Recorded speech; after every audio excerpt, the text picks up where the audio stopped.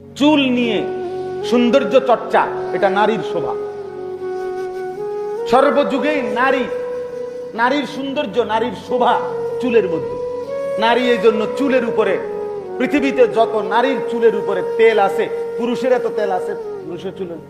নারীর চুল আশ্রাবের জন্য যত আইটেমের চিরুনি আছে, পুরুষের জন্য এত চিরুনি আছে। বোঝা গেল চুল নিয়ে খুব সৌন্দর্য চর্চা করা, ব্যস্ত থাকা, এটা কার শোভা? নারীর শোভা। তো তোরে যেহেতু দুশ্মনে চুলের উপরে ব্যস্ত করে দিলে, তোরে হাফ লেডিস বানায় দিল। আর কিছুদিন চেষ্টা করলে ফুল লেডিস হয়ে যাবে, অথবা কমপক্ষে ট্রান্সজেন্ডার হওয়া যাবে। এটারও তো প্রচারণা চলতেছে, ঠিক না? ট্রান্সজেন্ডার মানে ঘুমাইছিল জায়গা ওইটা বলতেছে, এখন আমার মনে হইতেছে আমি তো ছিলাম 15 বছর ছেলে, এখন আমার কাছে কেন জানি মনে হচ্ছে আমি মেয়ে।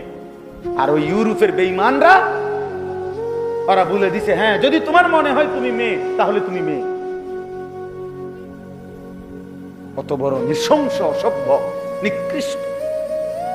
এই বাংলাদেশে দেখ জাতিসংঘের মানবাধিকার কমিশনের নামে এই অফিস আনতে চাচ্ছে, এখানে যেই কর্মকর্তাকে আনতে চাচ্ছে সে এরকম একজন পুরুষ, যে যারা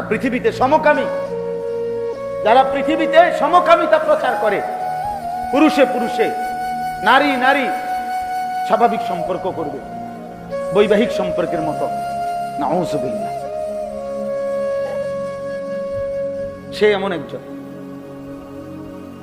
আর এই বাংলাদেশে আনতে চাচ্ছে বারবার ওলামায়ে কেরাম সহ বিবেকবান মানুষ প্রতিনিয়ত এর প্রতিবাদ করছে।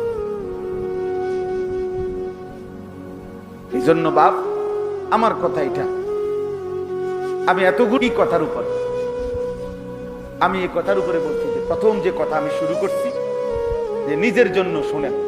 মনে আসেনি এই কথাটা? আপনি একাই শোনেন, যদি কেউ না থাকে আমি একাই লড়ব, আমি একাই লড়ব, আমি একাই সেজদা দেব, আমি একাই আমার মালিকের গোলাম।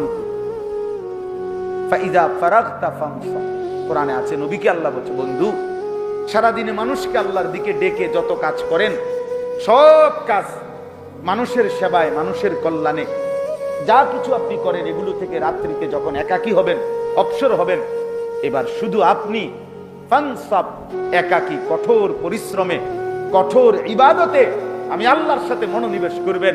এবার একা শুধু আপনি সেজদা দিবেন আর আমারে ডাকবেন, শুধু আমি আর আপনি, আপনি আর আমি ইহা সে তুম ওহা সে, দোনো জানিব সে ইশারা। জমিন থেকে আপনি ডাকবেন আমারে, আর শাজিম থেকে আমি ডাকবো আপনি।